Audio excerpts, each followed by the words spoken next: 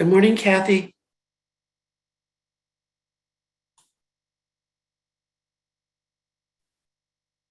Good morning. Thank you.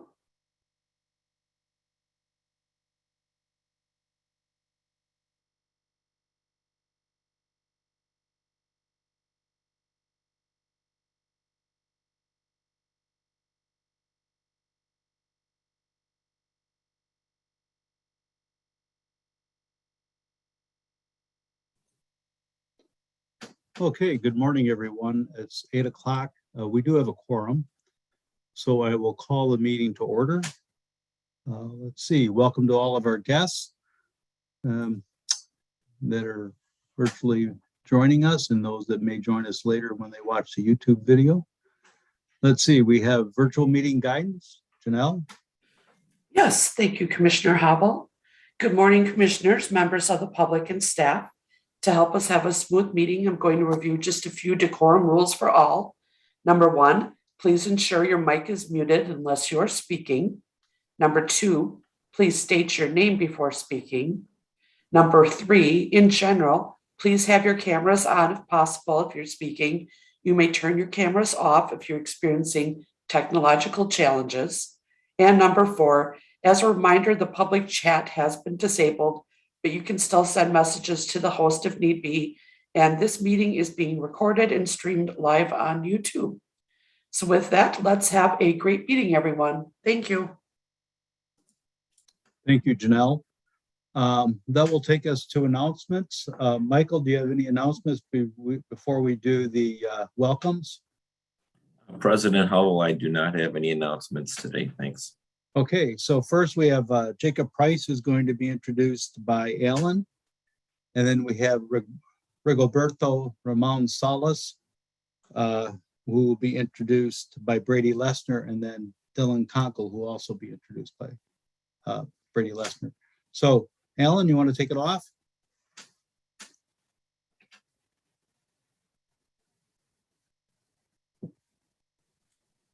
Actually, Commissioner Hobble, we have a slight change. Oh, Nathaniel Hayden will be making that introduction today. Okay, sorry about that. I thought it was Alan. Nope, that's okay. Okay, Nathaniel. Morning, I'm Nathaniel Hayden, the operator supervisor. I'm here today to introduce Jacob Price. Jacob joined the district March 7th, and he'll be a nighttime 12-hour operator. Jacob brings around 5 years of wastewater experience to the district. He's recently moved to the area from Minnesota. He's looking forward to trying out many of the restaurants in the area and relaxing at some of the parks and waterways. Please join me in welcoming Jacob to the district, and thank you for your time. Okay, welcome, Jacob. Hope you enjoy your nighttime work. Okay, and then Brady, are you going to do the other two? I am, President Hubble. Okay, good morning, commissioners. My name is Brady Lesnar. I am the Facilities Maintenance Supervisor. It is my privilege to introduce you to the newest member of our team, Dylan Konkel. Dylan joined us on March 7th. He most recently worked at GE Healthcare, where he assembled medical equipment and helped manage the warehouse. He also has experience working for a landscaping company where he performed lawn care and landscape maintenance as well as snow removal. Dylan is a very active person who enjoys being on the go. He values respect, fairness, and organization at work. When not working, Dylan loves caring for his truck. He told me that he washes and waxes it often. Even though it's a little older, he keeps it looking brand new. Dylan is also an avid outdoorsman who enjoys fishing and riding ATVs. Dylan brings a great attitude and enthusiasm to facilities maintenance, and we're glad as he is joining our team. Please help us welcome him.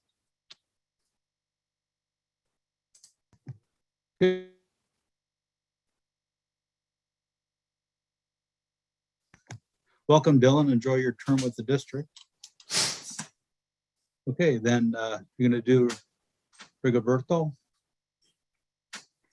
I am.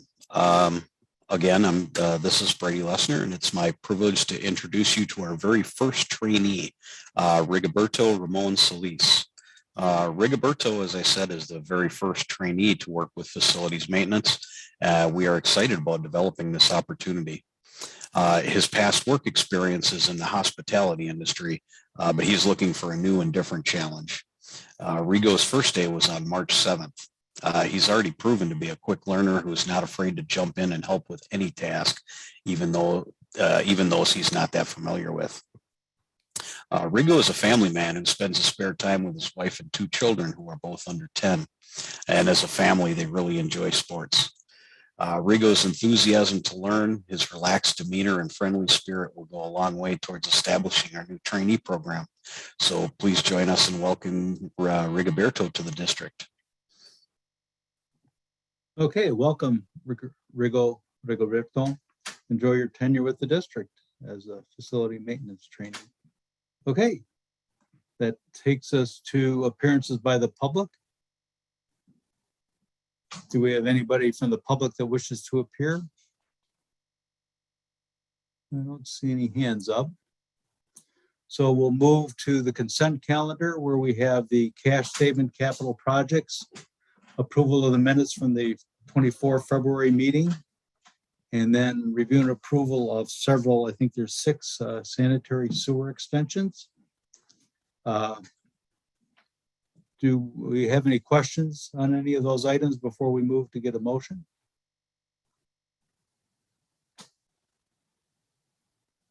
Okay, I don't see anybody with their hand or indicating so. So do we have a motion to approve the consent calendar? Commissioner Clark, I'll make that motion, Tom. Okay, motion by Commissioner Clark. Do we have a second? Wilson, I'll second. Second by Commissioner Wilson. Nice to see you, Tom. Okay, motion by Commissioner Clark, second by Commissioner Wilson. All those in favor say aye. Aye. Aye. Aye. And any opposed? None, motion carries. Okay, so that will take us to our topics. The first one is the addition of 3 full-time equivalent project engineer positions. Kathy Wunderlich is the lead on this. Is she going to do the introduction? Yes, can you hear me okay? Good. Okay, Yes. I see thumbs up. All right, I will share my screen. I should be able to do that, although I don't see the ability.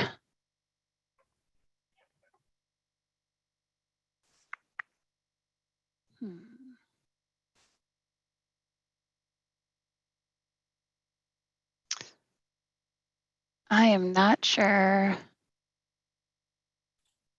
Kathy, There. this is Janelle. I'd be happy to put your presentation up for you. That would be lovely because I'm not seeing the option to be able to share my screen.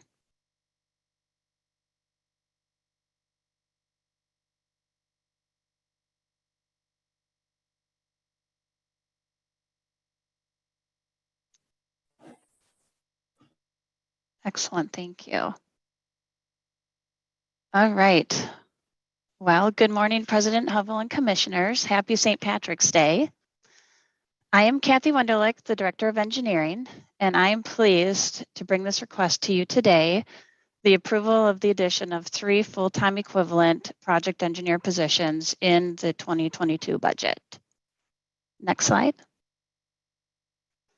In July of 2021, the draft operating budget and the capital improvement plan was presented to you.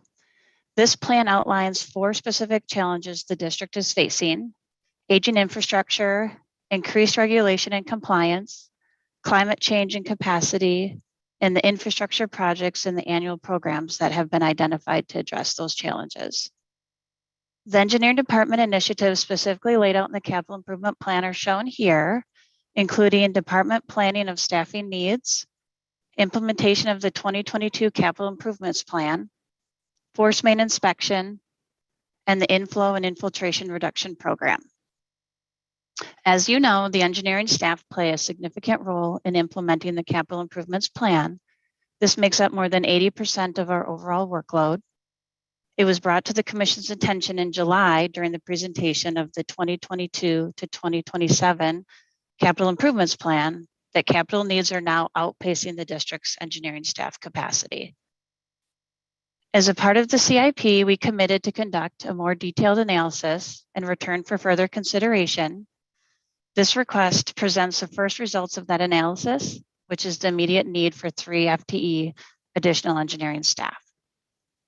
Next slide. You may recognize this graph from the July 2021 CIP presentation. This graph shows each year on the x-axis, beginning in 2016, in millions of dollars per project engineer on the y-axis. The line across the graph represents the budgeted CIP expenditures by year divided by the number of project engineers in the engineering department. So using 6 as the number of current project engineers, the actual CIP expenditures each year divided by 6 project engineers makes up this plotted line from 2016 to 2021.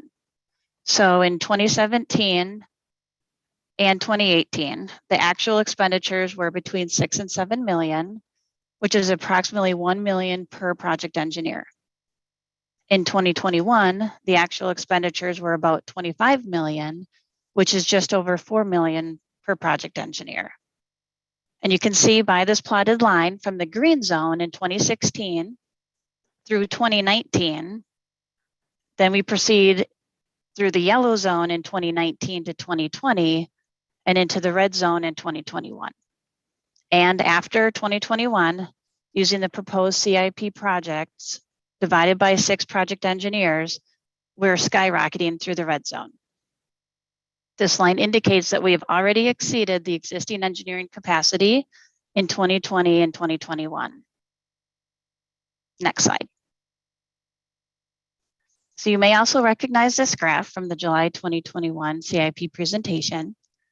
The x-axis represents each year beginning in 2014 through the 2027 CIP planning period, and the y-axis represents millions of dollars per CIP annually.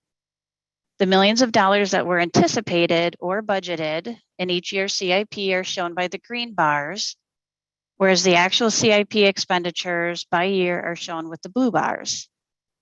I'd like to draw your attention to the increasing gap between the actual expenditures, which are the blue bars, and the budgeted expenditures, the green bars, per year. You can see in 2019 that there's more than a $10 million gap, and it's even greater in 2020 and 2021.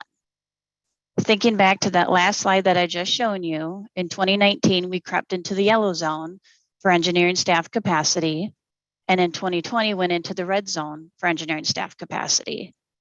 These gaps that you are seeing on this graph are a direct reflection of engineering staff capacity. There aren't enough project engineers to do the CIP work that needs to be done. These gaps are not a reflection of project savings or projects coming in under budget, but rather infrastructure work that isn't getting done each year. Additionally, the infrastructure work that hasn't been completed has a compounding effect. The CIP projects that weren't completed in 2019 have been delayed into 2020. The projects that weren't completed in 2020 were delayed into 2021. And the work that wasn't completed in 2021 has been delayed into 2022. Now we're running up against timelines and deliverable dates that cannot be ignored. Next slide. There are 2 major interceptor projects that must proceed with planning and design as soon as possible in 2022. The Lower Badger Mill Creek Interceptor project began in the early 2000s in conjunction with the City of Madison to develop a long-term regional solution. Madison's Midtown Road lift station that's shown here with a yellow star on this map on the left has reached or has nearly reached its firm design capacity. This lift station was a short-term solution until all segments of the Lower Badger Mill Creek Interceptor were installed, allowing the entire Lower Badger Mill Creek drainage basin to flow by gravity to Pump Station 17. Shown in orange is the final stretch of this interceptor that needs to begin design early this year and be fully constructed and operational by the end of 2024, not only to relieve the Midtown Road lift station, but to also serve newly developed land outlined with the red square. The local sewers for these developments are currently in design and anticipated to be constructed in 2023 and 2024. A fully constructed interceptor is required for these local sewers to tie into, or there'll be risk in delaying the occupancy of these residential developments. The Northeast interceptor on the right has a similar story. The existing downstream end of this interceptor is at or nearing firm capacity, and the drainage basin has a high projected growth in both the village of Wanakee and the town of Westport over the next 5 to 10 years. To complicate matters further, the Wisconsin DOT is planning to reconstruct Highway 113 at the downstream end beginning in 2023. We need to have plans and specifications in place for this interceptor work in the next 12 months to properly coordinate with the Wisconsin DOT. Interceptor projects inherently take more time and effort because of the public involvement aspects to develop an appropriate corridor, taking in environmental and social aspects to acquire the necessary right-of-way and physically construct long pipe corridors. Understanding that both of these projects have tight timelines, design needs to begin immediately on both of them to maintain the level of service that we have committed to as a district. Next slide. All right, so on this slide, we are showing two significantly large projects that address reliability concerns at the Nine Springs treatment plant. The incoming electrical service equipment, as well as the equipment for the secondary treatment process. Both projects will replace aging assets that are at increasing risk of failure. Failure of these assets would jeopardize our ability to provide wastewater treatment and meet our discharge permit requirements. The Nine Springs treatment plant has one incoming electrical service shown at the top of this flow diagram.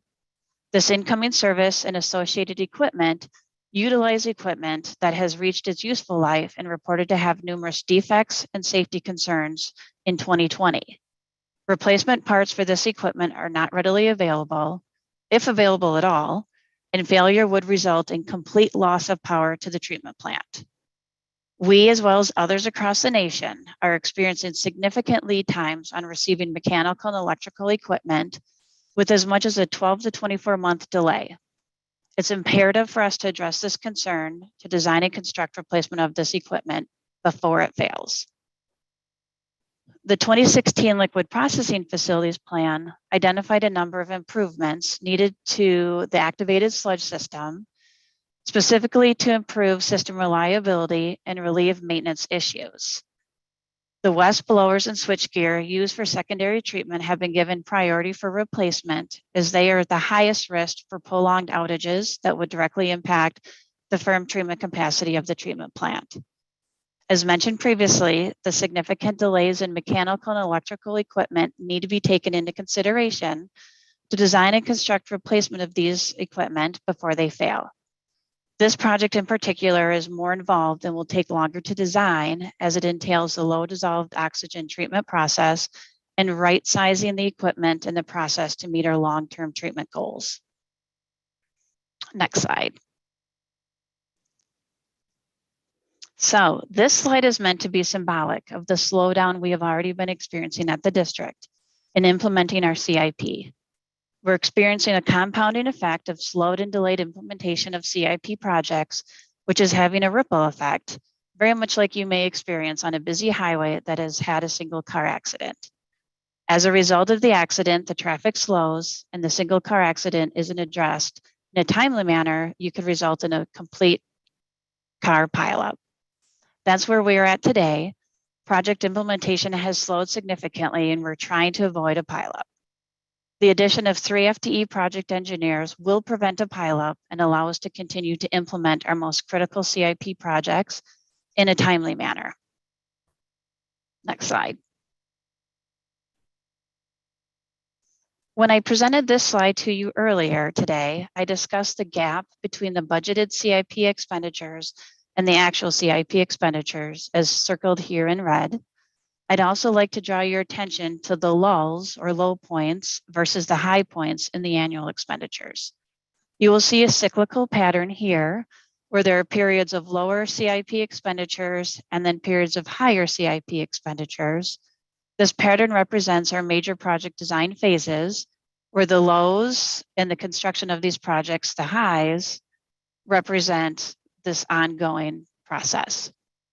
We currently do not have the engineering staff needed to conduct both the design and construction of the projects we have ongoing to keep up with the district's CIP needs. This year in 2022 is a critical design year to stay ahead of our commitment to provide capacity and reliability and construct the necessary projects on time and close the gap between budgeted expenditures and actual expenditures. Next slide.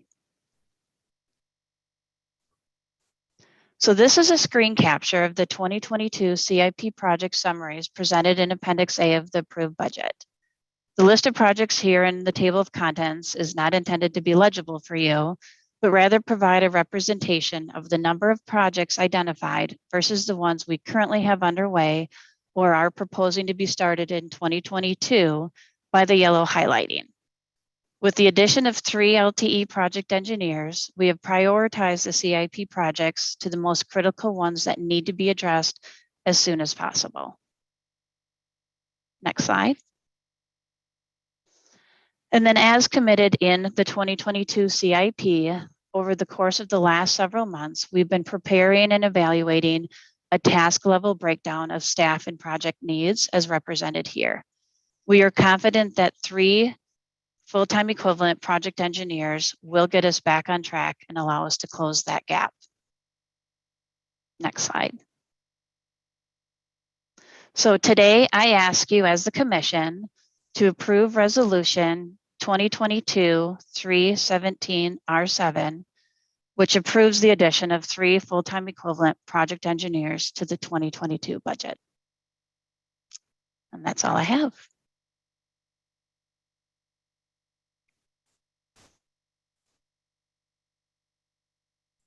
Okay, thank you, Ken, and then Sarah. Thank you, Kathy. I just had 2 questions, just so I'm clear. You're proposing that we go from 6 project engineers to 9 total? Yes. And who, is it an industry standard, or how do we determine, or how do you determine the annual project amount per engineer? And that's a great question. And what it boils down to, an approach that we took to arrive at the 3 full-time engineers, is looking at the level of effort associated with the different projects, whether they're in design or construction. So it's not, you can't say that there's an exact correlation between the CIP expenditures, because the level of effort that it takes to design a project versus participate in the construction of the project are not the same. So while the expenditures when we have a project in construction are significantly greater, there is still a large level of effort associated with design, and that doesn't have the same amount of CIP expenditures. So the way to arrive at the number of appropriate FTE is by looking at what the workload is in hours over the course of the year and the number of staff that you have available, using approximately 130 hours per staff person per month. Okay, and I guess I do have one more question. Average cost per engineering position? Yeah, so that was one thing that in the resolution, or in the CAR it discussed, is that the project engineers have a capital improvement project utilization rate. So there's a portion of their salary that is capitalized with the projects that they're involved in versus operational expenditures. So just budgeting 60% utilization and 40% operational budget, that's where we arrived at what the 2022 and 2023 operational costs will be. It's anticipated to be $100,000 in 2022 for the 3 FTEs. Yeah, so wage cost for these positions? Is it a range of 80 to 120,000 a year or? We used 90,000 as a budgetary amount. Okay. I'm, on a side note, I'm all for getting out in front of the lead time for the equipment needed for replacement, because I think that's a good move right now, all things considered. Thank you, Kathy. You bet. Okay, Sarah, then Tom, and then Grant. Great. Thanks, Kathy. I appreciated the presentation. And maybe this is a question for you, and maybe this is a question for Michael, because it's more about impacts to the district as a whole. You spoke really well to the impacts of catching up kind of within engineering and within engineering projects. I'm wondering if there are impacts to the rest of MMSD from a staffing perspective, if we are to actually close this gap, right? We've been operating on this kind of delay of our capital projects for so many years. If we catch up, if we have these 3 engineering positions, are there operational considerations in other areas that we should be aware of that are going to be incurred operational costs in other parts of the district in the future?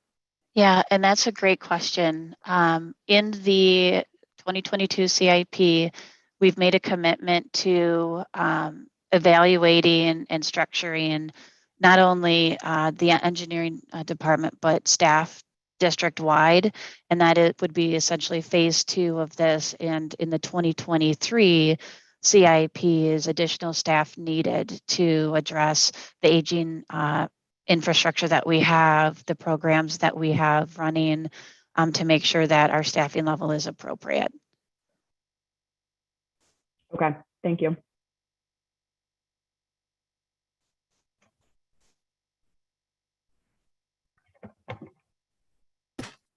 Okay, Tom.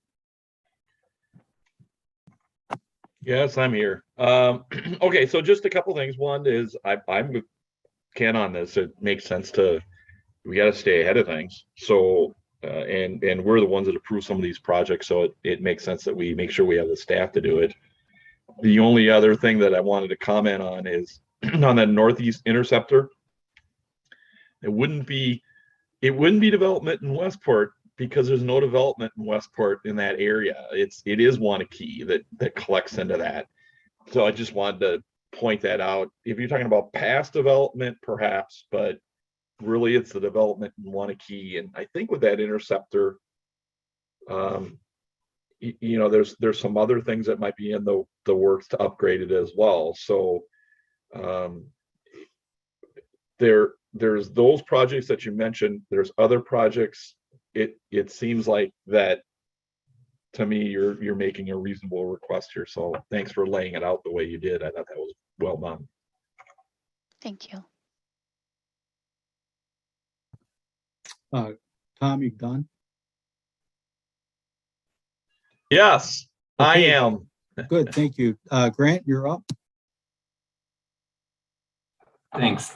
Yeah, I mean, I think the overall presentation makes sense. I'm curious about so it looks like the estimate is 40% of the cost of these towards operating and 60% towards capital.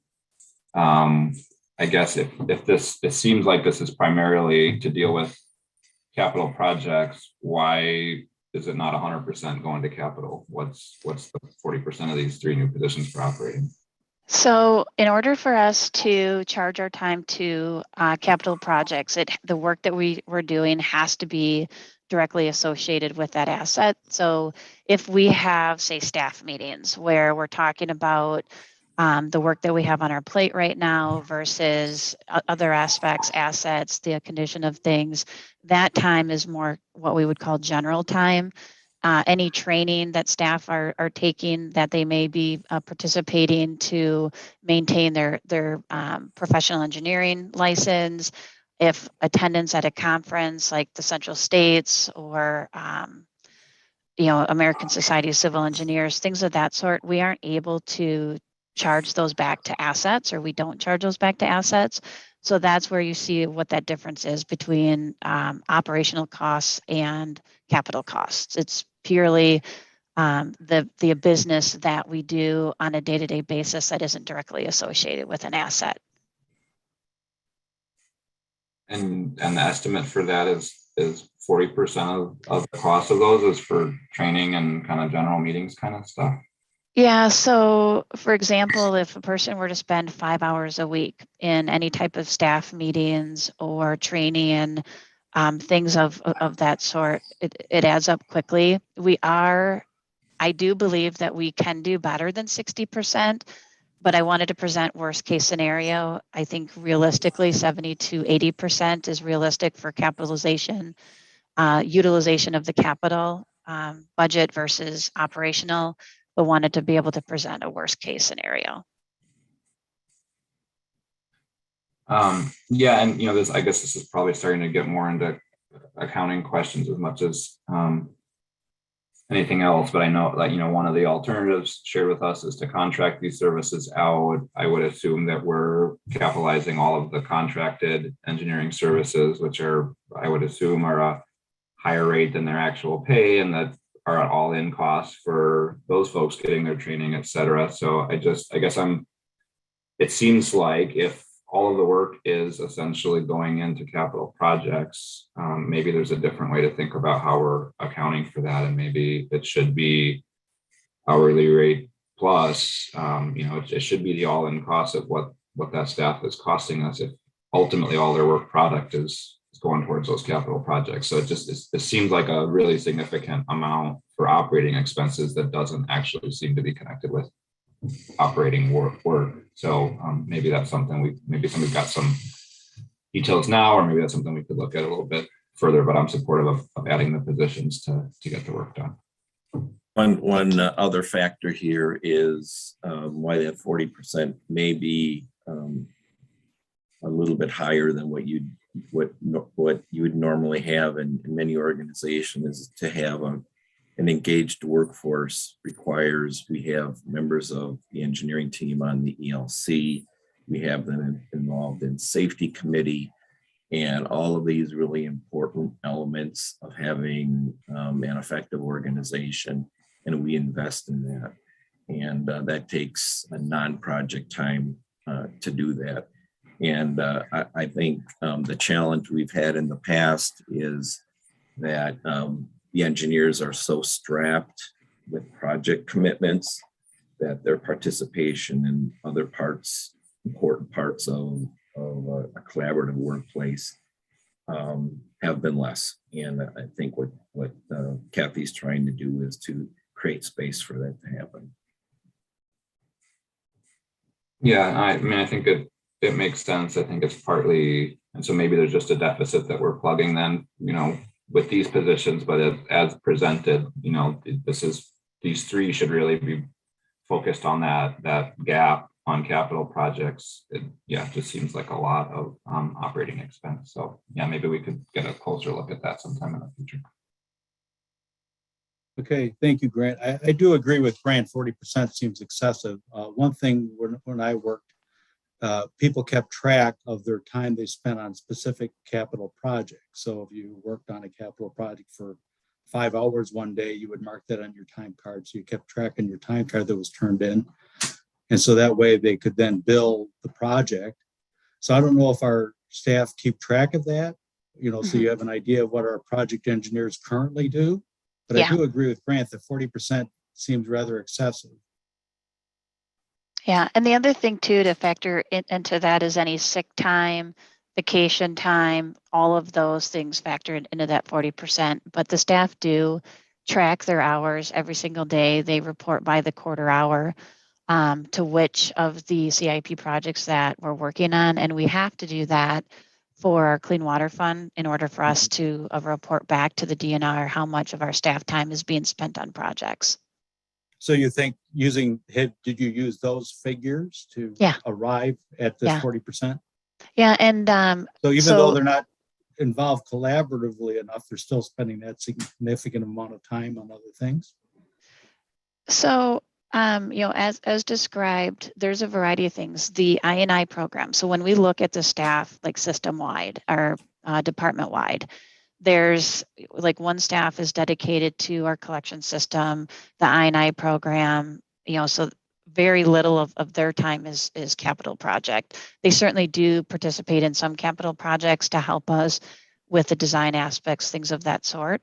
Then we also have another staff person that does our clean water fund work, planning, the budgeting, all of that, so that some of their time is also put towards the capital projects. The 60% was just, again, a conservative number because I didn't want to say that, we would have an 80% utilization rate and it was at 75%. So I wanted to be conservative with the estimate, knowing that we can do better than a 60% utilization rate of capital project costs. Yeah, I understand that. Okay. I have one other point. If you take a look at the last clause of the resolution, it has amending on the last line of the first page. It's got project engineers in the 2021 budget. Is that supposed to be 2022 budget? It is, yes. Okay. And then we don't need a special vote on this because you're able to absorb the $100,000 cost this year without a budget amendment, correct? That is correct. Okay. So you're looking for savings in excess of $100,000 this year, even though we're only not even a third of the way through. Okay. Anybody else have any questions? Okay. Do we get a motion to approve the resolution 2022-0317R7 with the change to the last clause of being 2022 instead of 2021? It's Wilson. I'll be happy to make that motion. Thanks. Yep. Okay, we have a motion by Happy to Commissioner. second. And was that Ezra? Yes, happy to second. Sorry. Okay. So we have a motion by Commissioner Wilson, second by Commissioner Meyer to approve the resolution approving 3 full-time equivalent project engineers for 2022 and on. Any other further discussion or comments? Okay, seeing none, all those in favor say aye. Aye. Aye. Aye. And any opposed? Okay, none. Okay, motion carries. Thank you. Great. Thank you so much. Okay, that will take us to item 4B, which is the Biosolids applicator purchase. I think Todd Giebert was going to lead this off. Commissioner Hubble, that'll actually be me, Eric Rare. Oh, Eric Rare. Yeah, your name was on there too. Yeah. Okay, go ahead, Eric. Okay, is my presentation on the screen? Just you right now. Unless Okay. if you're the presentation, then yes, it's on. It's just you, Eric. There. Double click. There we go. Now we're good. It's the first time I've done this. Looks good. Okay, good morning, commissioners. I'm Eric Rare, Maintenance and Reliability Manager. I'm here today to talk about the Metrogro Biosolids applicator purchase, approval of transaction amount, and the 2022 capital budget amendment. So just to go over the purchase details, what we're looking at, we have a price quote of $695,447 for this applicator with the toolbar. It's a model 5105, which is basically the same model as the 2 Oxbow applicators we currently have in the Metrogro fleet. It's a supplemental machine, and what I mean by that is Oxbow came out last year to do some performance upgrades to the 2 Oxbow units we had on site. They brought this unit out as a supplemental machine for our Metrogro program. So basically to help us apply biosolids during the year without any disruption from our having our 2 Oxbows removed from the fleet. So there's about 350 hours on the machine.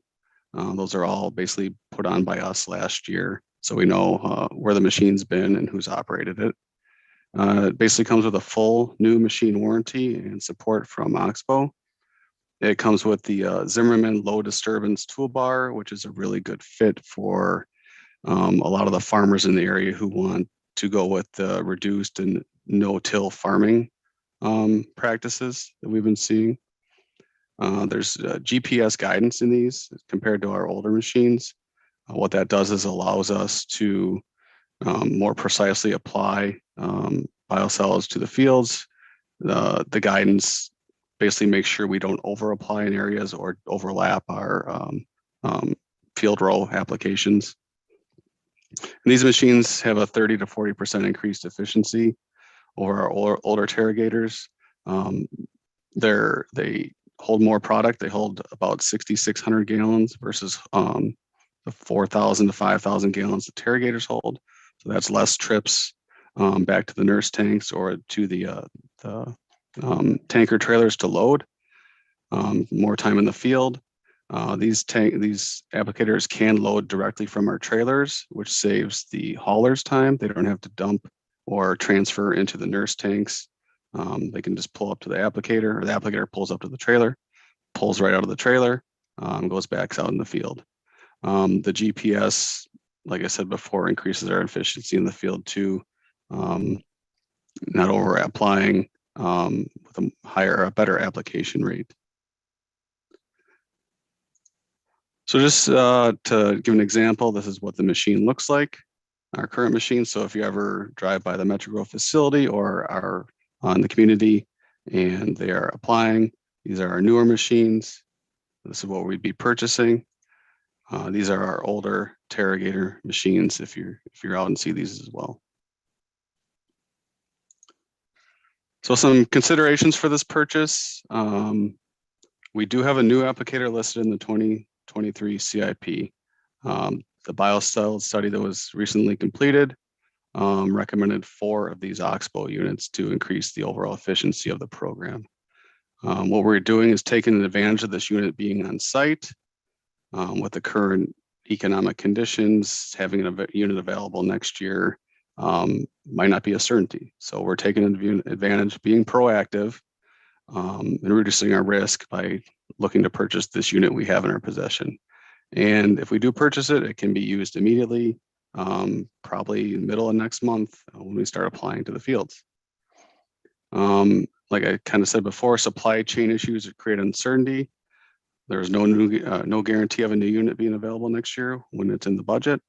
And we did get a letter from the supplier of the Terragator unit parts. Most of those parts come from Europe. They're experiencing long lead times and very high shipping costs, which are all passed on to the customer. So reducing some of our risk by not having to rely on those Terragators. So commission considerations, addition of this project to the CIP per attachment AT22 of the commission policy, addition of a new project, not in the capital budget project, simple majority vote needed for approval by the commission. And as far as transaction authority, attachment ATT3, we need commission transaction authority because this is a capital project funded purchase of equipment over $100,000. As far as commission action today, the commission's request to adopt resolution 2022-03-17R8 to authorize the purchase of a biosolids applicator for the Metrogro program in an amount not to exceed $700,000. The commission is further requested to amend the 2022 capital projects budget to include the purchase of this equipment in that set amount. With that, thank you. And are there any questions? Okay, does anybody have any questions? Anybody have any questions? Ezra, go ahead. Yeah, thanks, Commissioner Hubble. One quick thing, just looking at the difference between $695,000 and change and the $700,000 authorization, is there enough headroom there for whatever little weird contingencies that might come up, or are you feeling like you're confident that that covers things? I'm confident that covers things. We have a quote from them that is good through the end of the month, I believe, for that 695. So I just rounded up to the 700. Great. Thanks, Eric. Good presentation. Sounds like a good decision to me. Thank you.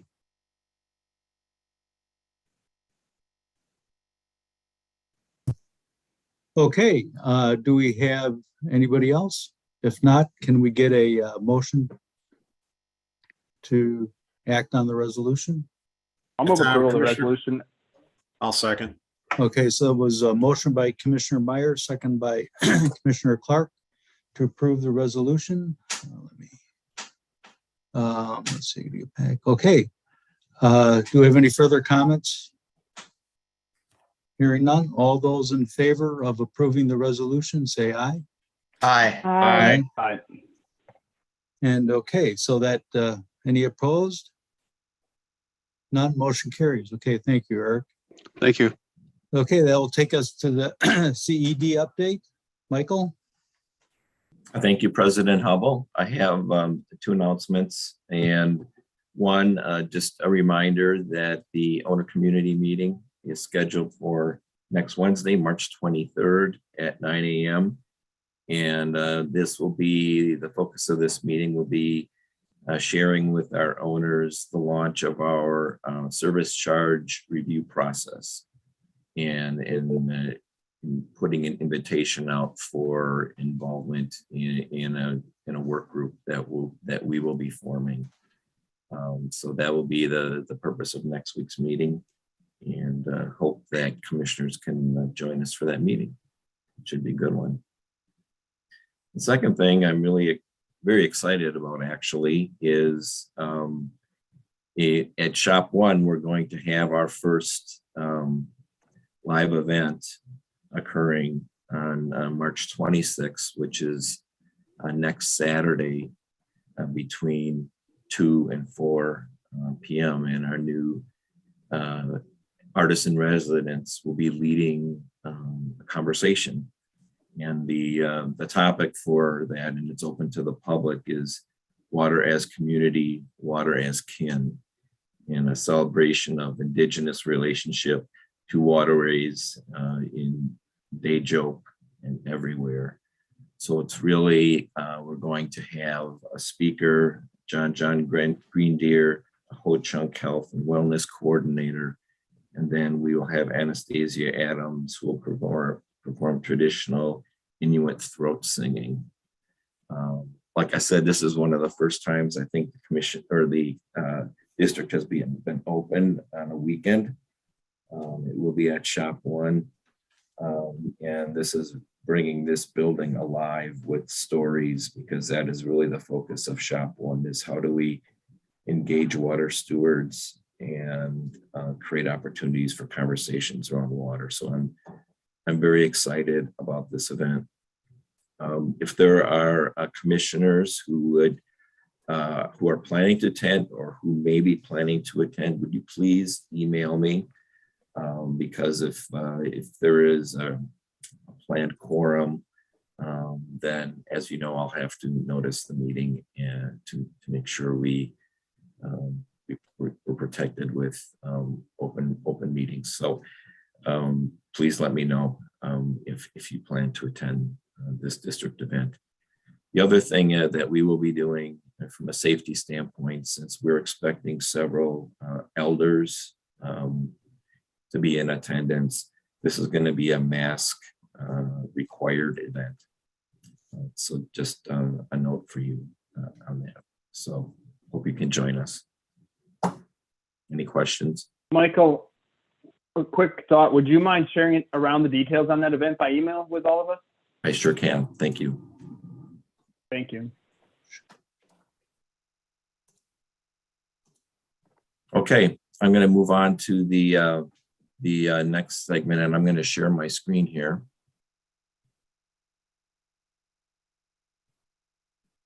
And we're gearing up for the commission study sessions for 2022. And just as a reminder, the commission wants to have meaningful exchanges of policy discussions 4 times a year.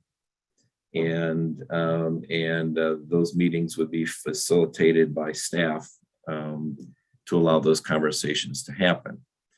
And our first meeting, which will be occurring March 31st, it will be virtual, which the commission decided at the last meeting. And I wanted to kind of lay out what the year is going to look like, because we've done a lot of planning to make these meetings very productive for you in terms of your policymaking role.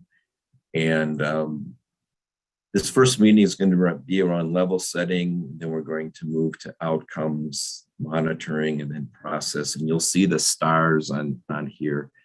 And after each study session, between those meetings, when we go back to virtual business meetings, there will likely be decisions that the commission will be making along the way. So as you look at your outcomes policies on May 26th, you'll be having some dialogue around those policies and directing staff to make some changes. And then we will return with resolutions and likely modifications to the commission policy book. And you can see that's kind of the big picture approach we have here. This first one on March 31st is all about level setting. And our staff and the executive team have been working for the last 8 months or so on the priority setting. And because we've come across and we're ready to deal with starting to align our commission policy book with our strategic planning, which is our staff level effort to identify areas that we need to improve in and be very good at in order to satisfy a commission policy. And then the budget, of course, which sets next year's goals and funds projects, which also implement commission policy. So we are going to share with you the staff work, really some good staff work by the executive team in this regard on this meeting over the last 8 months, and also provide a refresher on our governance and the commission's role, because you provide a key role in all of this working, and it all has to fit together right. And we've given that a lot of thought, and but we all have to be starting at the same place. And so this first meeting, we will not be spending 3 hours in study session at this meeting. It'll probably be a shorter meeting than the meetings to follow. But it'll set the stage for everything else we're doing. Then we're going to move into your outcomes policies. You have clearly established for staff what deliverables we should be providing to our ownership, which is our owner communities, which the commission has defined who our owners are and what those outcomes are. Now, those outcomes were drafted way back in 2017, and they need to be looked at again, refreshed, added to, modified. Staff, at the staff level, we have some ideas of where some changes need to be made. I'm sure you will as well, and we want to hear from you in this study session how those outcomes need to be clarified. And at the same time, I want to have a discussion with you around how do we engage our ownership in these outcomes. And do we want to develop a process for engaging owners, or do you want to continue to move forward and just modify the policy book? So that'll be part of the discussion on May 26th. We're then going to move into monitoring, which in August, and that is, okay, we have these outcomes. This is what our beneficiaries or owners expect from us. And as a commission, that's what you're expecting staff to deliver on. How does the commission monitor whether we're making progress and fulfilling those outcomes? And we'll be going through an analysis, and we'll be presenting to you where we see gaps in monitoring. I know that commissioners will also be identifying gaps they see in monitoring, and we'll identify those and those needs. And then the next star you see will be bringing back proposals on how we fill those gaps in monitoring. And then we'll round out the year with a review of process policies.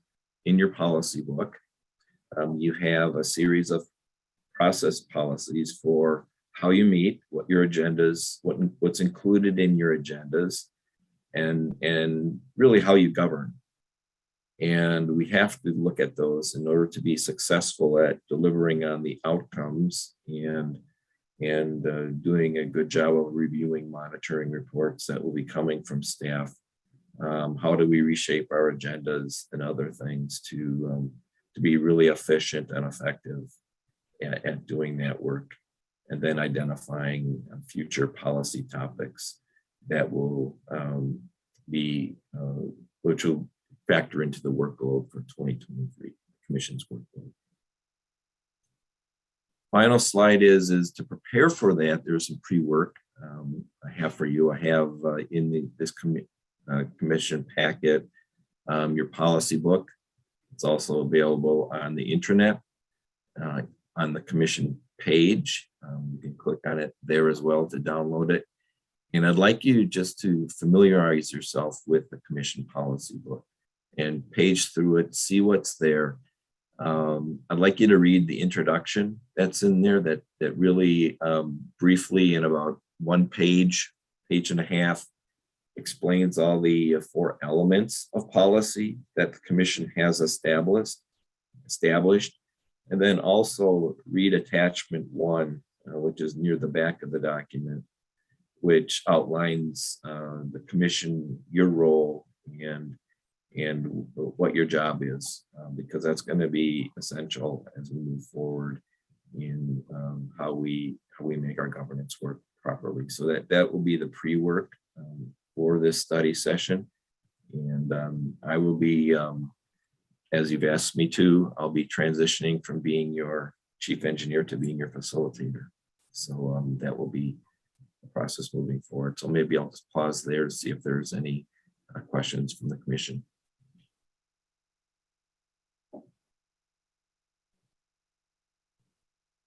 Okay, thank you, Michael. Grant, you have your hand up. Thank you, and thanks for the presentation, Michael. I don't know if you're able to go back to the slide that had the kind of timeline for this year. Yeah, that one. So how does this interface with the budget timeline for preparing the 23 budget? This is an independent process of the budget, and it doesn't. It's done in a manner that policy making goes on throughout the year, and it will not necessarily influence the budget for next year because once you establish a policy, then it will take staff months or longer to identify projects and initiatives that would be included in the budget. So this will influence future budgets, likely the 2024 budget and beyond.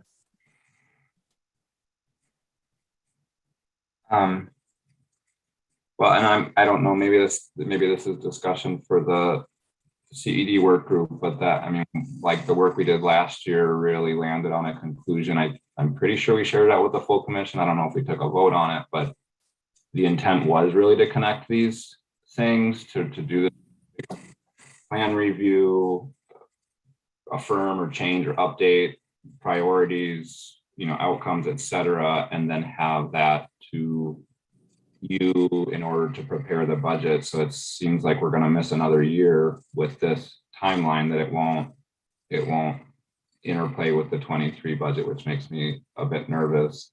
I guess I'm wondering if there's not an opportunity to start some of the kind of outcomes discussion in that March meeting. I mean, it seems likely that we won't be able to sort of both review what we've got on the books, talk about potential tweaks, changes, and reaffirm it in just that one May meeting. So I guess I'm just wondering out loud if there's a way to move that up a little bit in the process, because I feel like we haven't done a strategic plan review and reviewed those priorities and how they interface, I think, at least since I've been on the commission. And so it just, I guess I'm a little bit worried of feeling like another year goes by where we have a real disconnect between what's in that document and what the kind of recommended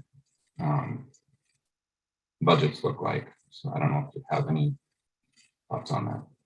I do. I think one, we'll be looking at outcomes in May, which gives us time if the commission has a dramatic change in policy direction or identifies major new changes, those can be identified in time to be included in the budget for 2023, and likely those identified outcomes would be in terms of what staff work would be necessary to study those shifting outcomes that the commission would establish. And the other piece of this is just more as your facilitator is just to trust the process. I think it doesn't mean that the budget stops. There's still high priorities that need to be fulfilled that will be in the budget document. And if there are things that commission feels are necessary that are not in the budget, those can always be added. So we can have more conversation about that on March 31st. Okay, and I guess I'll just say, I know, again, when we were reviewing all this in the last cycle, and part of our work to trying to separate some of this from the CED review process, it became really apparent that we had some real gaps on this side.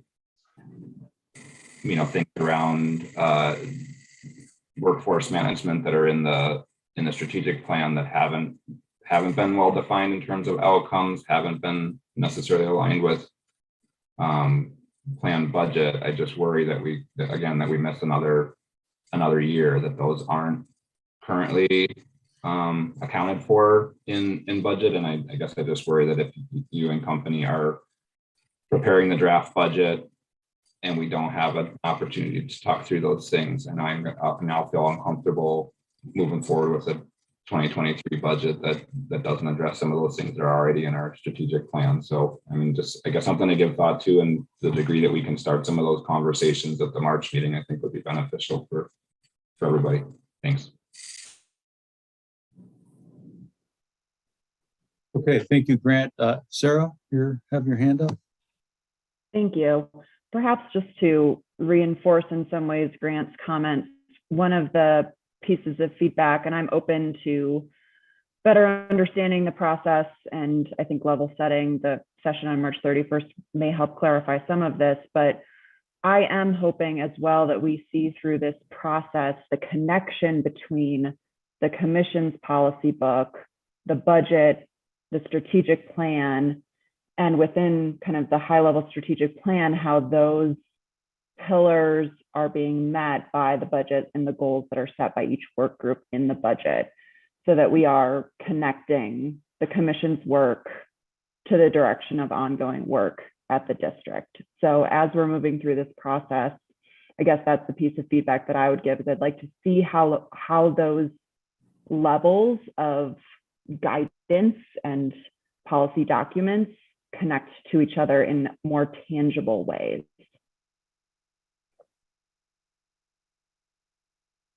Okay, thank you very much, Sarah. I concur with both what you and Grant have indicated. The budget should be the outcome of our policies and directions for that budget year and in the future when it deals with capital plan. Okay, anybody else? No, I don't see any other hands up. So Michael, you completed with your CED update? Yes, I am. Okay. I'm trying to see how I can get out of this. Hang on. All right. Okay. Thank you. Okay. So that will take us, thanks, Michael. So we'll see everybody on the 31st with the, I think, was there someone that was going to be absent at that? I know Beth's supposed to be back. I couldn't remember. Okay. Let's see, we'll take the regulatory and legal review. Vanessa, I think you're in for Paul. Good morning. You have a regulatory review provided with your packet. I will just highlight a couple of items here that have some updates since this was provided. On the currently proposed rules for both the bio criteria, phosphorus response criteria, and site-specific limits rule, and the permanent rule on firefighting foam, those both had a public hearing in front of the Assembly Committee on Environment on Wednesday, and those will move on to the Joint Committee on Administrative Rules for any potential revisions there and then finalization. And just as a reminder on the firefighting foam rule, this is the permanent rule now that would make permanent the current emergency rule that's in effect. The operator certification rule for third-party administration of online exams was the emergency rule was just extended for another 60 days. We're anticipating seeing a final rule sometime this summer, probably. And then on PFAS, kind of a lot of movement on PFAS recently. The groundwater, drinking water, and surface water rules were considered at the Natural Resources Board meeting in February. The surface water rules, which have the most impact for the district, those were approved by the Natural Resources Board as drafted. The groundwater rule was not advanced by the NRB, and then the drinking water rule was approved, but the MCL, the maximum contaminant level, was revised in that rule from 20 parts per trillion to 70. Those rules, I believe, have been assigned to Assembly and Senate committees and will almost certainly, I think certainly have public hearings associated with them before there's additional legislative action. I think those are the primary highlights, but I'm happy to take questions on either those updates or anything else that's in the regulatory review here. Okay, thank you, Vanessa. Does anybody have any questions on those or anything in the regulatory review document?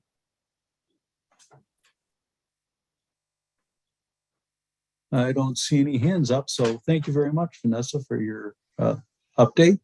Thank you. Okay, that takes us to the future meeting schedule. That's in the packet as usual. And of course, as everyone knows, the next meeting is a study session as well. And then we go to future agenda topics. I didn't hear anything that was brought up at this meeting for any other business. And do we have a motion to adjourn? Tom? I'll move we adjourn. It's Wilson. Okay, Commissioner Wilson, do we have a second? Clark, second. Second by Commissioner Clark. Motion by Commissioner Wilson, second by Commissioner Clark to adjourn. All those in favor say aye. Aye. Aye. Aye. And opposed? None. Motion carries. Bye, everybody. Thank you all. Happy See you, St. Brad. Patrick's Thanks, Day. everyone. Happy St. Patrick's Enjoy. Day. And take care.